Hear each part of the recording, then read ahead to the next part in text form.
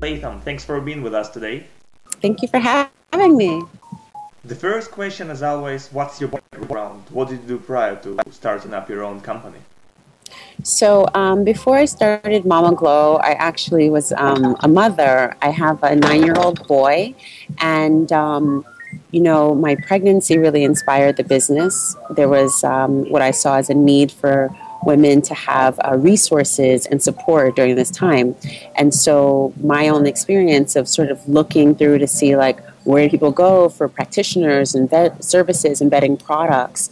And there wasn't that out there. And so with a true entrepreneurial spirit that I have, I decided to start that. Did you have some other kind of job before? Because I can imagine that you used to work elsewhere to have a proper job. Yeah. So, but my entire life I've always been an entrepreneur. Even when I was like a kid, I was always starting things myself.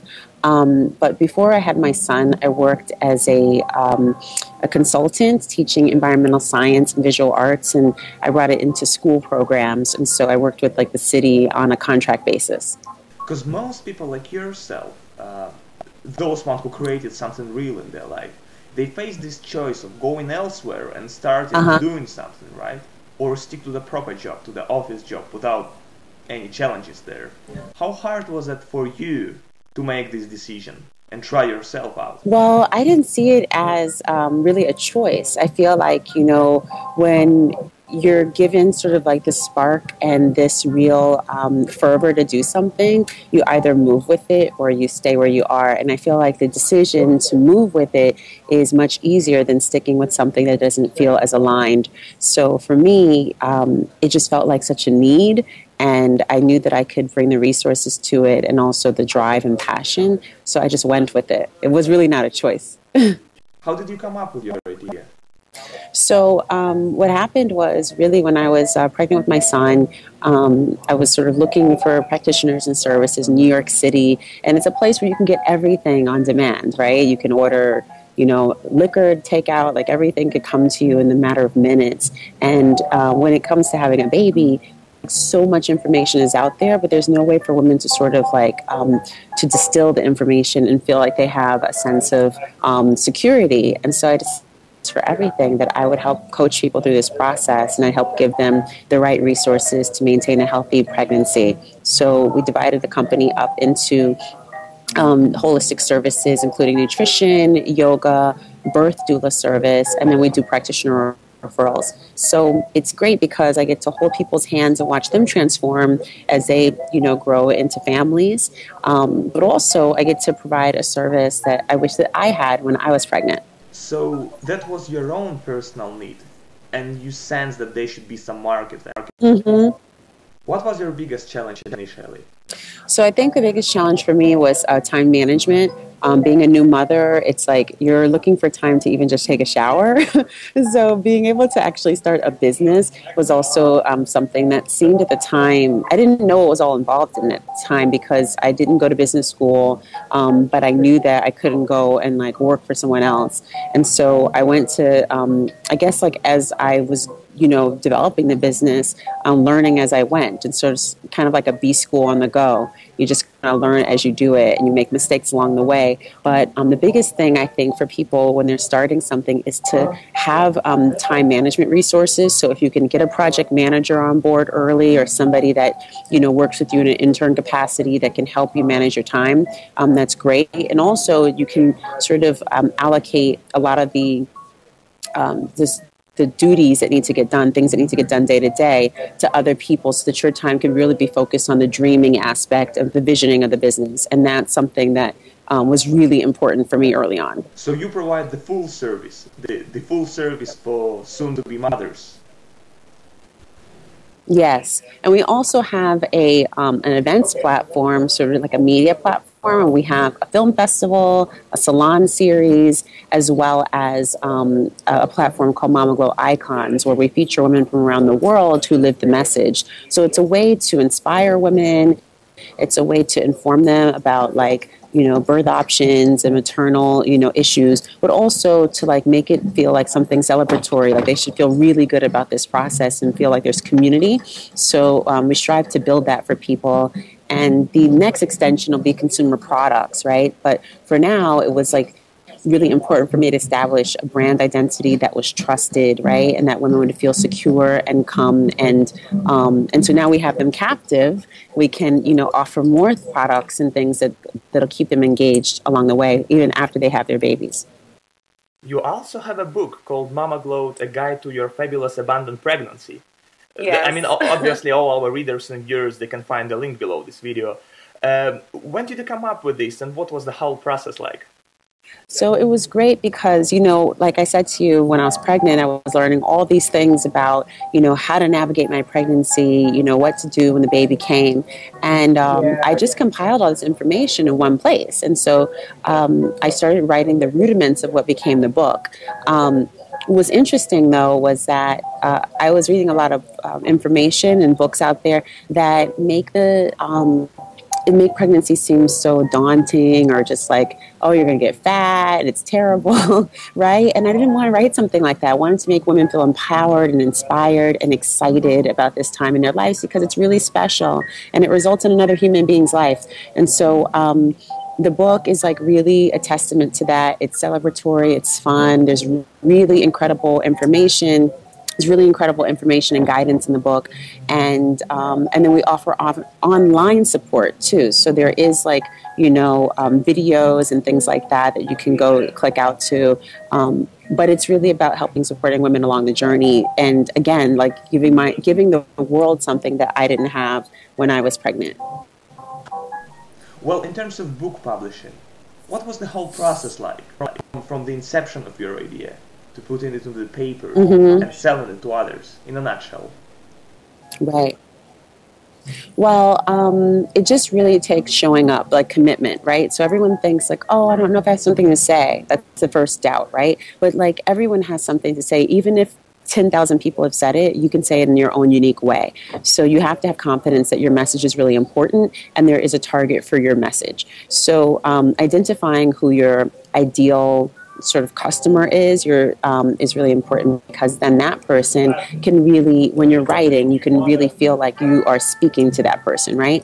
So that was very important for me. I know who our target is, and I've known that for a long time, and I've been able to sort of access her in a way that's organic, but that's also visceral.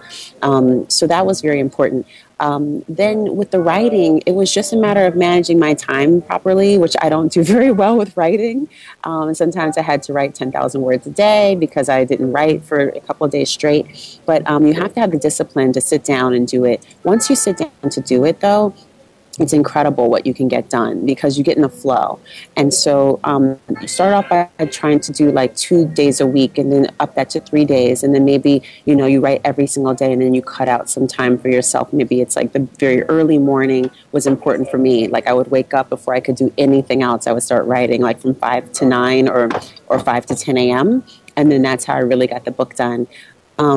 It helps that I had like editors, and my publisher was very, helpful in getting me to stick to the deadlines. So that's very helpful with the pressure, right?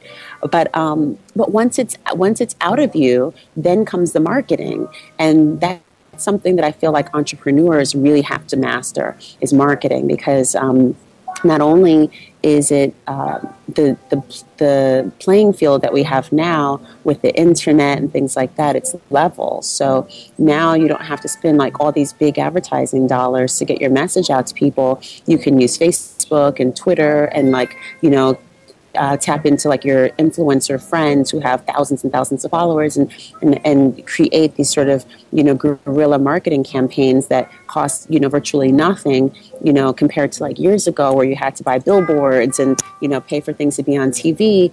We're living in a really incredible time where you can make a ton of impact, and you can make you have big financial gain if you do things properly. If you really think about it in terms of strategy. And that's one thing I think that entrepreneurs, especially when they're in startup mode, sometimes forget, because they're just like so busy trying to hustle and make things happen. They forget about strategy, and that's very important.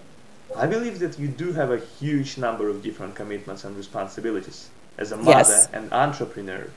How do you manage to sort of manage your time? How do you sure. manage to keep up the balance? I think that it helps to be a woman because we just can multitask. So you have the baby on one hip and you're stirring a pot of soup and you're, feeding the dog and you're also taking a phone call. It's like, I think it's just something that you learn to do. It's sort of like when you learn to juggle. First you start with two balls and then next three and then four and then, then it seems easy. I wouldn't say that it's easy to manage time, but we all get the same 24 hours in a day. So you have to figure out what's important for you to do, and then what is it that you can allocate to someone else to do for you.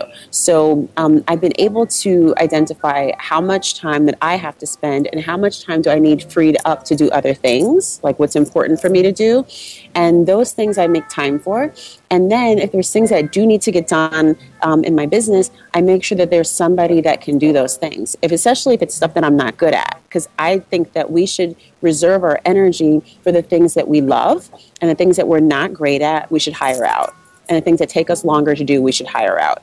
And a lot of people think, well, I don't know if I can do that. I don't have the resources to do that.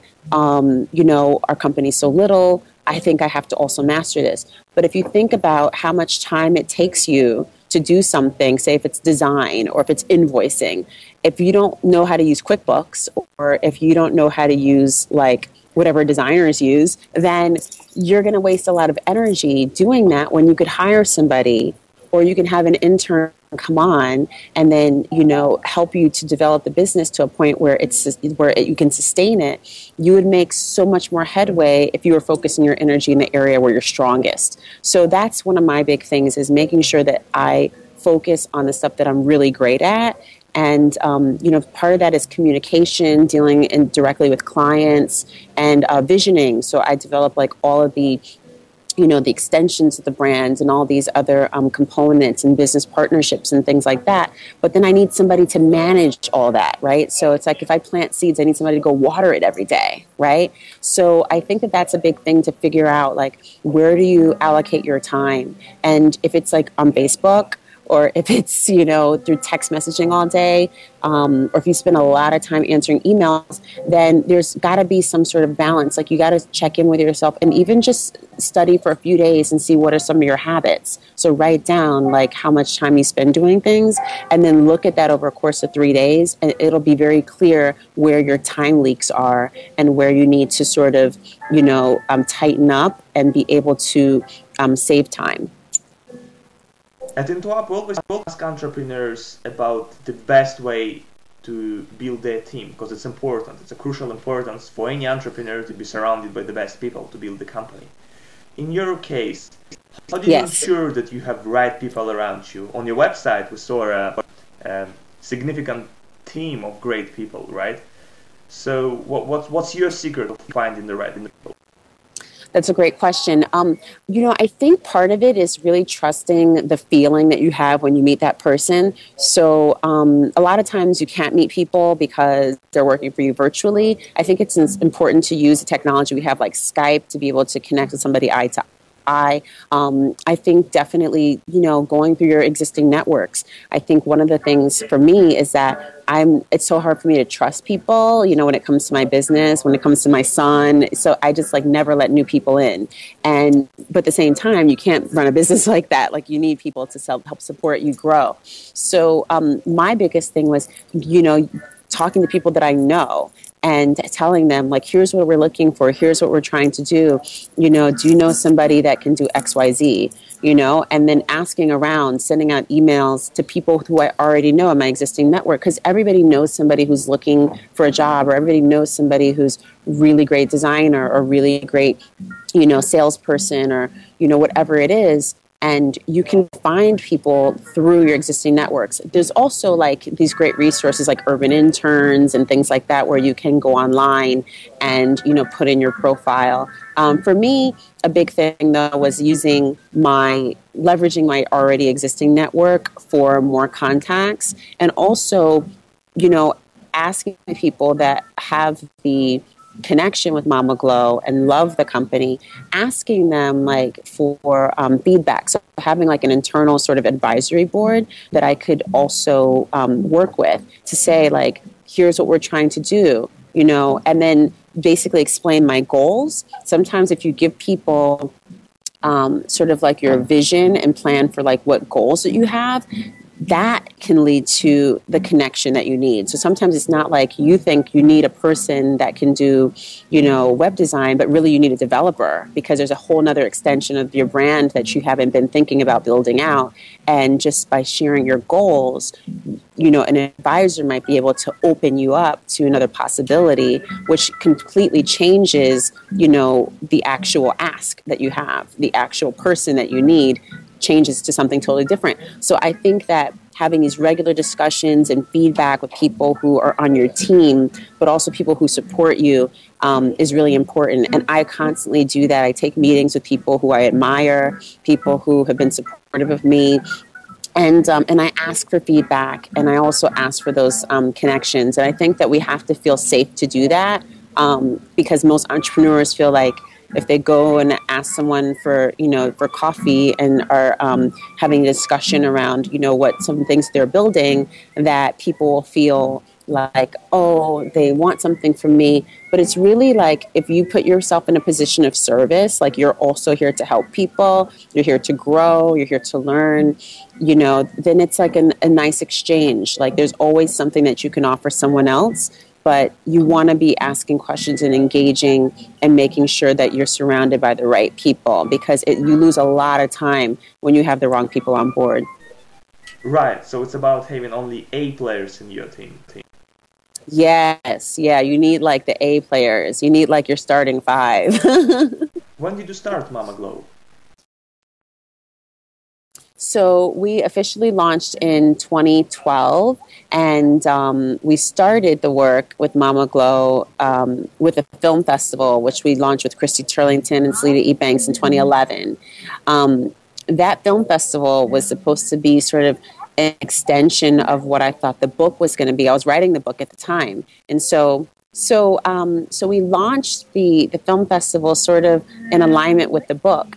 And the book was coming out in 2012, so I said, why don't we do something that will support women in learning about advocacy and learning about the issues that, you know, surround childbirth and so forth. And so I launched that, and then we had such an incredible, you know, impression. Like everybody was so excited about it. And we ended up getting more requests to do more things around film. And so then we launched the Salon series that following April. But, you know, I didn't at first see it as like an entire business. Like I saw my existing company at the time to be the main portal, and this was just an extension in terms of an event. But then I thought I saw all these different verticals that I could go down. And everything was aligned with this whole idea of Mama Glow. And I knew that I had to grow, right? I knew I had to sever from the existing, you know, company and really grow it so that it had not just a service model, but it would be scalable, because a service model is scalable to a degree. But then, you know, the media properties also help to grow what the service does. And then you have to do consumables and something that people can actually take away, because not everybody can live in your city, or not everybody, or you don't want to necessarily set up franchises everywhere. So you have to figure out ways that people can, you know, be involved in the brand and have something to take away. And so as I started to see this, it was so much bigger than I could imagine. I allowed myself to grow into like this extension, which was Mama Glow now. And I say all that to say that sometimes we have these ideas that we're married to as entrepreneurs, like this is what it is. I want to do this, and I'm so like, you know, certain of it. And then, you know, you get an epiphany, and it's huge, and it's maybe even bigger than what you thought. Like the work that you're currently doing is, but you're so like, you know, everything hinges on this one thing that you're working on, and you can't like allow it to expand. You know, we have to be really, really flexible as entrepreneurs, because the thing that we're growing is living and breathing and growing and changing all the time. So one of the things that's really great that I learned is to be flexible, And it's a part of parenting that I learned, part of parenthood, a part of being, in the service of mothers. Things just happen all the time and you can't predict it. And the same with entrepreneurship, like things happen that you cannot predict, and the timing is like not necessarily like in line with what you want it, where you want it to go always. And so you have to move with the momentum that's set out. And so for me, launching this company at this time was so pivotal because everything happening in the world surrounding pregnancy and birth now is like on the upswing, right? It's like we have like Kate Middleton is pregnant, and all these, big pregnancies are a huge deal right now, right?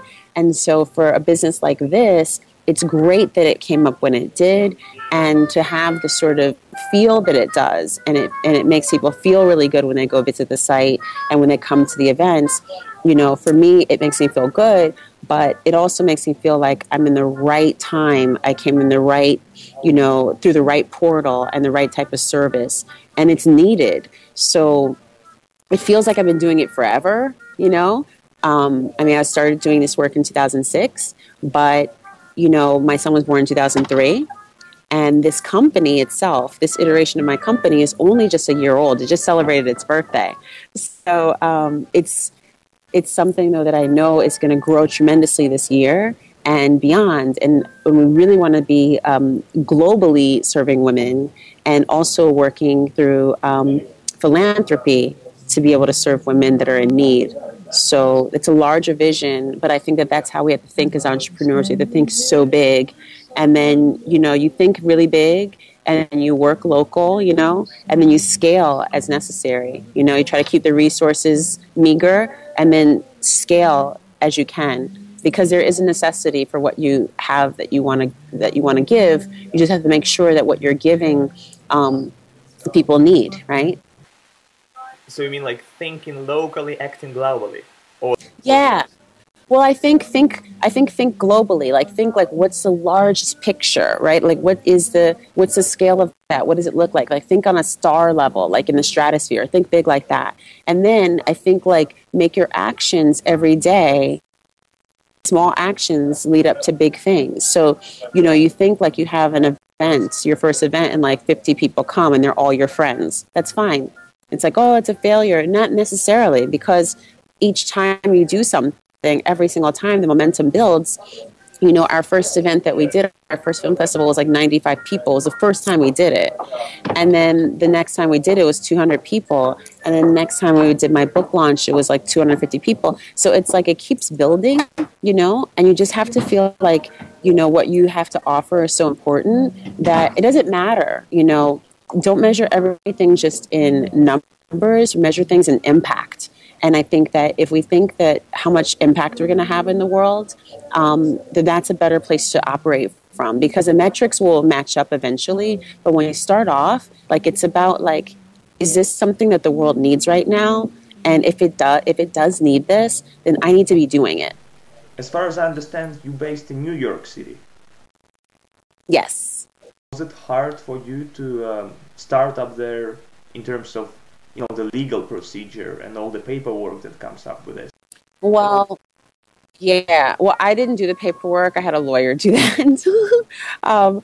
So that's a great question. How it works here, it takes several weeks, to do the filing and whatever, but you're still busy, like, working as it happens. So that all took a couple weeks, and literally, like, you sign some affidavits, and, all of that just happens very quickly, but like it's through the lawyers, so it's so much easier than filing it yourself. I know people do it themselves, but I just can't imagine doing that, because about, paperwork online, like to, when they ask you for your data to like, enter a website, I'm like, oh my God, I have to fill out data. So I did not want to do this paperwork myself. And I think it goes back to what I said, do what you have, do what you're meant to do, and let other people do what they're good at. And lawyers are great at this. They do this, back and front, inside out. Make sure you get a good, IP attorney for intellectual property. You just want to make sure you protect yourself. And then also have a business attorney or business manager, somebody who can really vet opportunities that come to you and make sure that you make the best of your brand development, as far as aligning with companies and other products and models that are out there. You want to make sure you have somebody who can help you see clearly, because it might be exciting to work with a huge company, but there may not be a lot of upside for you. So you just want to make sure that you have those right people in place. And that was one thing that was very important for us, was to make sure we had the right people to support. Because again, I didn't go to business school, so I have to surround myself with the people who are smarter than me and who do this stuff on a regular basis to help to grow it. Is there any mistake that you did on your way as an entrepreneur and would like to warn everybody else about now? I would say, that's a great question. I would say, well, I'll say one thing.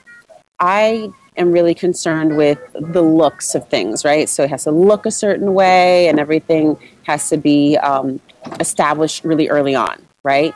For me, that was very important, to come out the gate with a polished look and feel. Now, some people, it doesn't matter, they don't care about that. And I think it's important to have that kind of look in place, but I don't think it should hinder you launching something. Because you could always come out with 2.0, right? Which is more sleek and even better. But, I think that I wouldn't say it was a mistake of ours. I would just say that it is until something looks a certain way, and to put it out with that polish. I've seen a lot of successful entrepreneurs not even consider design elements, or not even look at those type of things, and be doing so well, with their WordPress site that they did that themselves, or whatever it is. It's not the way that I do things, but I don't think that people should get hung up on it necessarily, because it can keep you from getting things done if you feel like that's one thing holding you back, is that you don't have a great designer on board. And thankfully, we had an amazing designer who was able to knock out all the properties and establish the identity very early on. Not everybody has that. And so they hold up the process of getting their product or service out there, because or even growing the awareness around it, because it doesn't look a certain way. And so that's what I think that, it's okay to put something out, that looks good. Even if it's not great, you can still put it out and get feedback and do a test run, but don't be afraid to sort of get your feet wet, because you're waiting on something, right? So that's one little thing I think is important to consider. What book on entrepreneurship would you recommend? Oh yeah, there's I love this book called The Lean Startup. Do you know that book?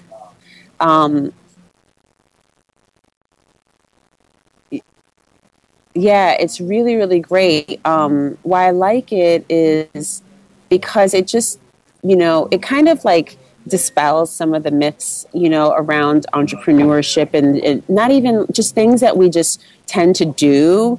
And a lot of the kind of practices that I've learned, as far as better managing my time, and thinking about, all these questions, building teams and things like that, came from, reading up on that book. There's also a great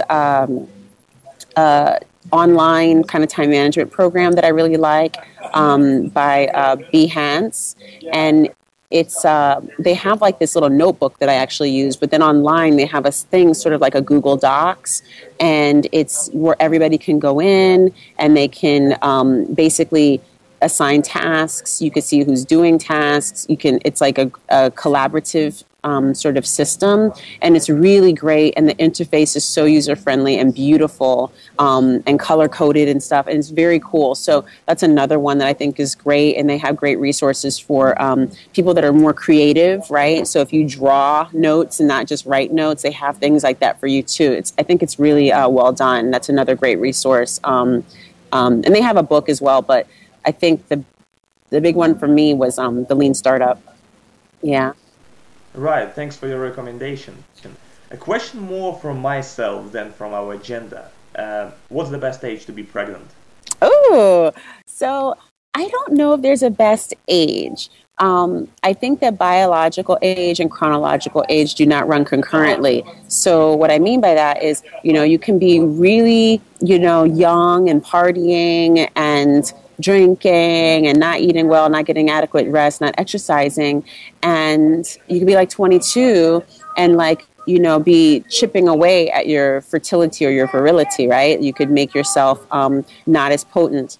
And you could be much older, like in your late 30s, early 40s, eating well, drinking green juice, getting up every day, exercising, moving your body, keeping low stress, doing meditation, getting adequate rest.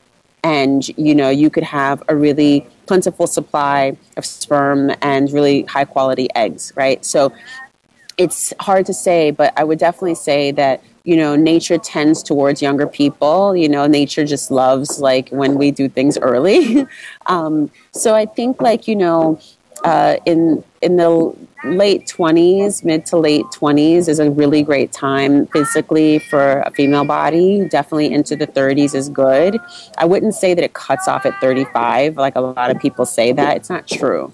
But what is definitely true is that your body does change, after after mid 30s, your body does change if you're not living in a way that's, healthy. So, the way that people are now, though, there's so much information out there about our food supply and about, options and what we have available to us, that people are making better choices. A lot of people aren't, and the people who are eating like junk food are still eating that. But then there's people who have already been living healthy and who are still tending towards healthier lifestyles, which is making us live longer, but also like making it that we could actually have babies later in life. So I think it's definitely a personal decision.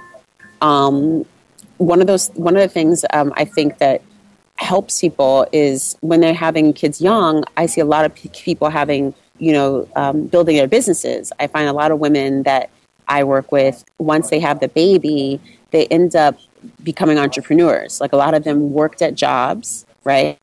And then after they had the kid, they just wanted to spend so much time at home, or they came up with these brilliant ideas, or they became mom bloggers, or whatever it was. But I would say probably on the 70% scale, like 70% of the people that I work with end up launching companies within 2 years postpartum. So it's a pretty incredible thing to watch as they transform into mothers. They also transform into entrepreneurs.